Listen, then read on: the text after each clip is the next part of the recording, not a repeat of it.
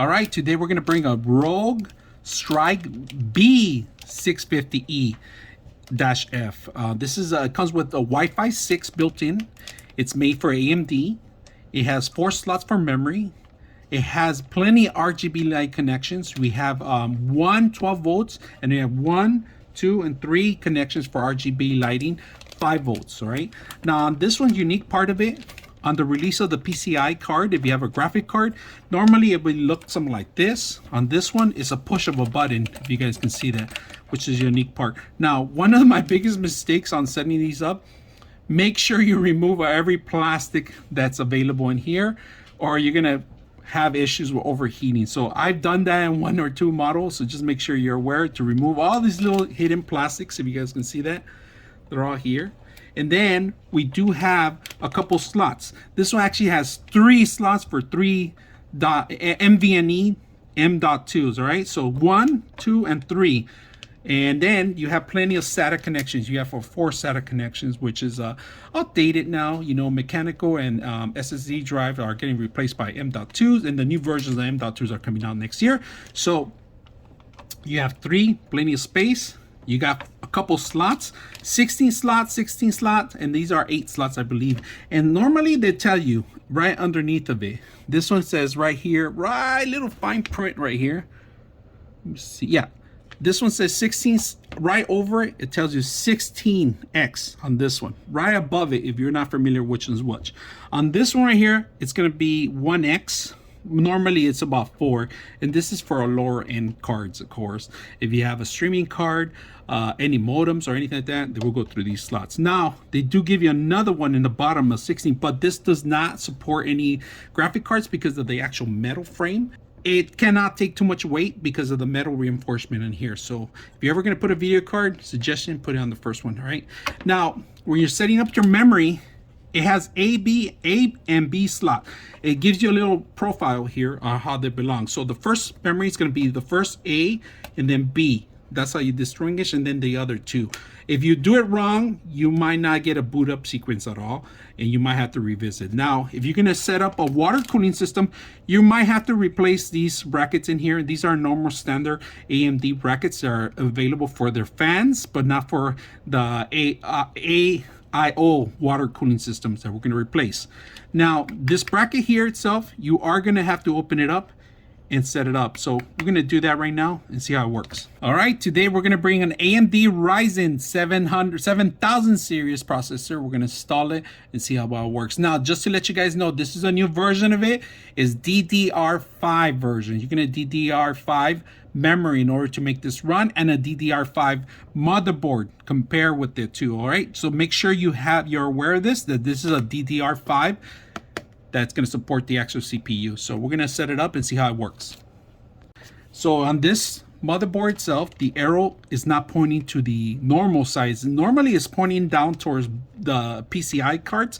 On this one, it's actually pointing the opposite way. So this tells you that it's a newer CPU instead of the older version. The older versions used to be on this corner. So just may be aware that it's now located on this one. I'm not quite sure if the other motherboards are the same, but this is the second one I see with the actual. On the Ryzen chip, what they give you is they give you a sticker, all right? And that's pretty much it. Now just be aware that this is the newer technology, so there is no pins no more on this one. They actually took on the Intel look now. Instead of bending the pins over like it used to, they're all embedded within the actual base itself. So the pins are no longer here. They're no longer, that was a pain in the ass because I had bent a couple pins in my installations, and they're not easy to fix. If you break them, you can fix them too, but it takes a longer. Now, I like this new standard that they're going this direction because they're following the steps of Intel. They're spending more money. Before they weren't. They were just making it difficult, and a lot of people used to break down because of that part.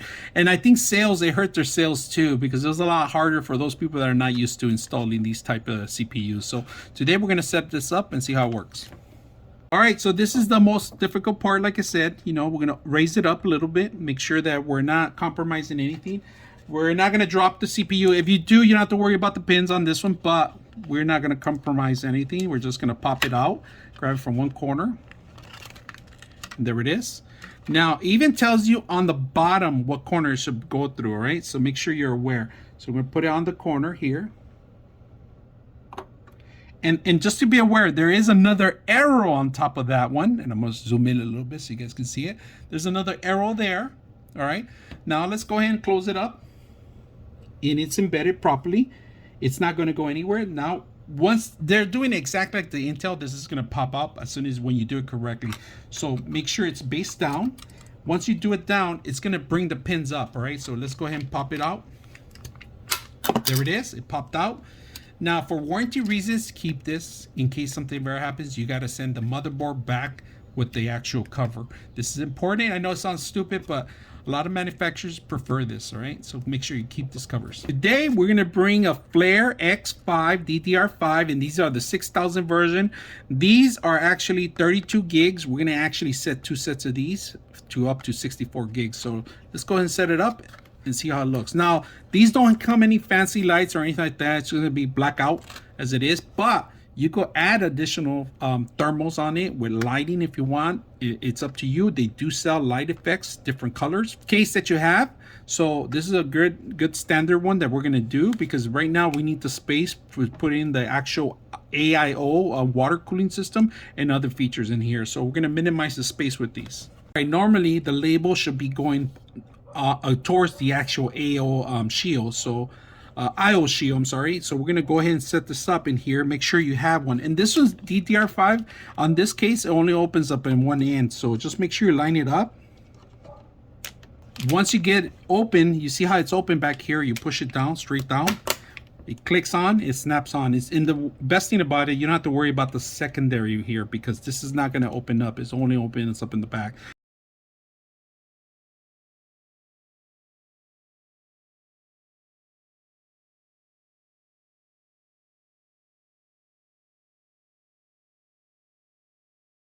All right, so we completely install all the memory in here. All right, I like to install the CPU and the memory before I even mount into the motherboard, because that's the hardest thing you can do internal.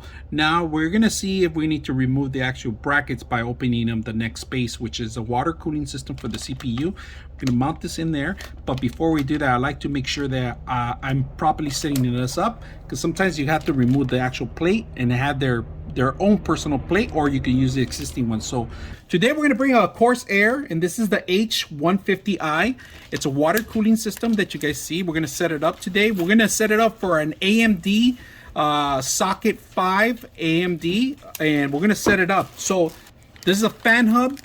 They give you the bags that are associated to the correct. Now here it says AMD 4, AM4, socket 4, but it's actually for 5.2 because we measured there. You are going to have to remove the existing brackets in order to set this up. They give you the rest of the screws for the actual fans, and of course 3 fans are included. Every single one has their own RGB lighting connection and their control modules for their air fan. All right, so we're going to set that up on the actual radiator, which is a for 3-fan radiator. It's a long radiator. We're going to set that up and see how it works. So let's go ahead and start removing the brackets first. Very simple. Do not remove all 4 of them. Remove 2 of them at a time, or the bracket or the metal piece that's underneath the actual motherboard, the base, might fall to the ground. So just make sure you're aware of that, because I've done that in the past. Don't want you guys to make a mistake. Go ahead and start these off first, and if you guys notice, there's 2 different sides. All right, make sure you put the proper size, and I believe the bottom size, the heavier side, goes in the bottom here. If you guys can see, it threadles very good, because in the other one, it's a skinnier side. It just goes through. It doesn't even lock in. All right, so just be aware that the heavier side goes to the bottom. So thread this in there. Make sure you tie them all. We're doing 2 at a time so we don't lose the plate. All right, hand tie it as much as you can. All right, we prepared the actual motherboard ready for the I/O. Now, for the next part, you're gonna have to replace the actual brackets in here, right? And we do have the AMD brackets in which are gonna relight. So these actually go in embedded in here. I'm gonna show you guys a demo one first, all right? So these actually, let me see if I could remove. They remove this way, and you put in the other one this way, all right? They lock in place as the other one. So just be aware that they lock in, and you can measure it. Right now, we're not going to put it together right now because we want to make sure that we get the proper setup first. All right, so let's remove the other one. I don't want to touch the thermal paste yet. We are going to cover it. We'll put the other one. There we go. All right, today we're going to bring a HYTE Y40, and this is the red version we're going to get. Now, before you start, I want to show you a couple of things. You no longer need a screw to actually take out the cover. It comes off right now, and it's magnetic. Of course, the sticker's on the top, on the bottom too. So you have full access to it right now, and they give you a couple magnets here. Same to the back, but today we're going to start in the front. We're going to open it up and see how it looks like. Now, we're going to flip it around. The bottom has a box that you're going to require all the cables and everything, and it is tied in, so just be aware that this is going to have all your cables, not your cables, but your actual screws, zip ties, and other accessories. All right, we're going to remove the back end too. The back end, the same thing, but look at this, they got their logo everywhere. We're going to put it away. Plenty of ventilations. Look at, you can actually see through. Now we're going to remove this part. This actually holds the actual PCI card in placement. So we're going to remove that now. We're not going to need it. We're going to push it to the back. Now underneath, you got one fan. That's pretty much what you got. One fan here, but you could add a secondary. You got plenty of room for your power supply and a lot of space for cable management. Now the HYTE Y60 does have the rubber ends. You could actually add rubber ends if you want for more cable management, but as is, there's plenty of spaces for all these cables to pass through the whole system. Now this one is actually for a SATA drive. It has the connections for a SATA drive. This is removable, replaceable. You can always replace it. So you have a little area for SATA drives. All right, we're gonna remove the top. And to remove the top is also magnetic with extra slots. If you guys can see, that was easy to remove.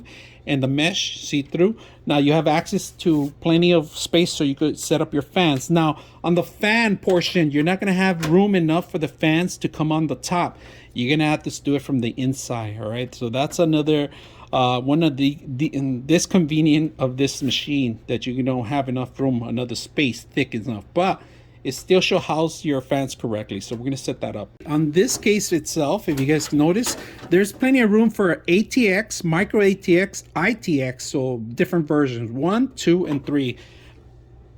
Next part on the actual build, one of the most important things when purchase a 980 Pro. I mean, you want speeds. We got a 2 terabytes. We're going to set it up and see how it works. Now, on this motherboard in particular, there's 3 slots to do it. You could do it either slot, it will automatically pick up, but today we're going to put it on the first main slot so we can know exactly where we're going to start. So we're going to remove the stickers. We're going to remove the screws. All right, we're able to remove the slot. If you guys can see, it has thermal tape already, so they give you extra tape for the other slots, but my recommendation is use this one first, don't use the other one. Now for the M.2, there's already a little lock in place in here, if you guys can see it.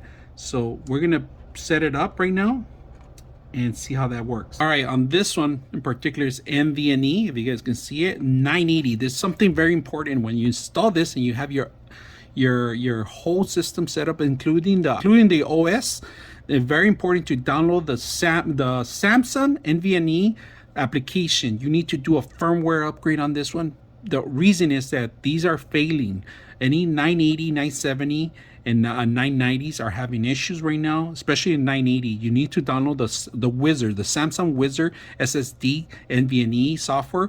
Once you do that, it's gonna let you know if it needs the firmware. Now, if you bought it recently, you might be up to date. So that's another thing too. What happened was these start failing after a while. They start burning out, and they don't last probably maybe a year and a half if you don't do the upgrade. So that's very important. I've done that in one of my videos, so just make sure you're aware of that. All right, when installing the NVMe, it does not need a 2mm screw or even smaller than that. Basically, once you set it up, there's a lock mechanism here, and it actually goes right over it. So you don't need a screw for this motherboard. It goes right over, it locks in place. Just make sure it go all the way up, and you don't have to worry about any screw in here, which is screwless, which is fine. This is a perfect thing. So those that lose the screw, like I do, I lose them constantly, have to reorder them. You don't have to do that no more. Now the next step is to make sure you set this properly how it was, and just make sure you mock it first, so you don't have to mess it up, because once you set this up, it's going to be hard to remove. So this is the thermal tape that we're going to remove the actual plastic. Don't touch the thermal tape because it's a little moist in there. So we added the M.2 NVMe in here. We have plenty of slots for another one here and another one here, but today we're just going to set one up. All right, so we put the motherboard in place. All right, we put the NVMe, the memory, the CPU, the brackets for the actual water cooling system. Pretty much have everything embedded in there, so I don't have to work on the actual system while everything around it goes on. Now the next step is to lock in the actual motherboard into the actual tower.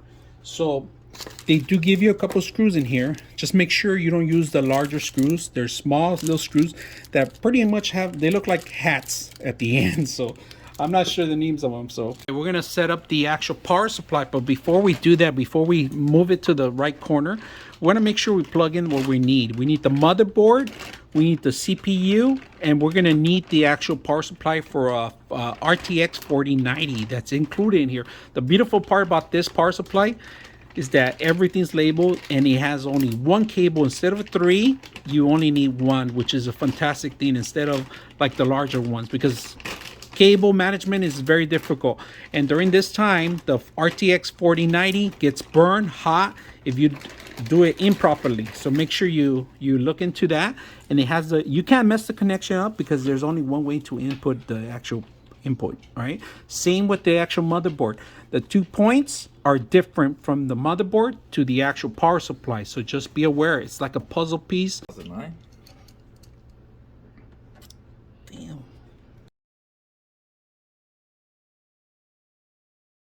All right, we decided to put the fans on the top of the radiator. If you guys notice, we did remove one fan for now. We might take it off, or we might leave it on. We don't know. If we have the space, we'll keep it there. For now, we're moving it so we could have enough clearance for the radiator. We still need 3 more fans, and it's gonna push the air down.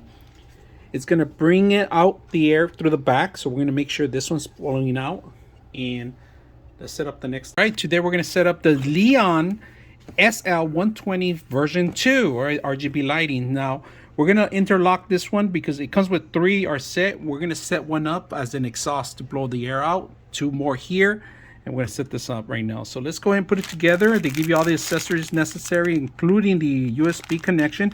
This is very mandatory because you do have a couple USBs that you need to set up in here, and we're gonna set this up along with the other cables. They give you plenty of cables. They give you a module. This is like a hub for the if you get more fans, you include them in here. Connections go in here. If you guys can notice, we are plugging this one in here to a power supply, and then we are going to match it up on the top in here. If you ever want to lock another one in here, you can do that. So let's go ahead and put this whole thing together and see how it works. Options when you're setting up the actual fans here. So you could do connection to the actual fan directly for the modules. If you guys can see that, this connects actually to the actual module. Or if you're going to daisy chain them and add some more, you can do that. All right, today we're going to bring an NVIDIA GeForce RTX 4090 PNG. We're going to set it up. It comes with its own LED light built in. We're going to put it together on this monstrosity of a monster machine, and let's go ahead and set it up. All right, here's the final sequence. We install Windows 11 on this. RGB lighting built in the actual GPU. We're going to correct that right now from Celsius to Fahrenheit. We're going to go ahead and change the lighting to match maybe the case, but we need to download the application here. We are going to install a couple of things too, and I could feel the fan sucking the air out, sucking it in. So might have to change a couple things.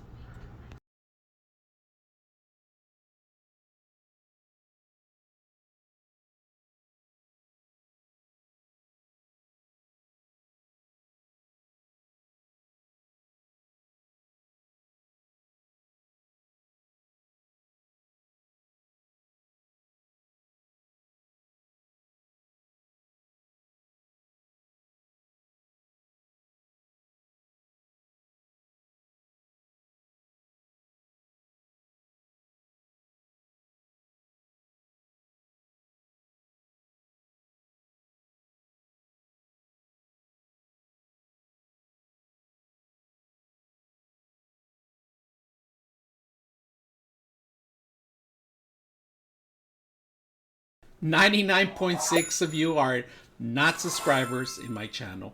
I hope that the content helps you out and that you find it very useful. And I hope you hit the like and subscribe.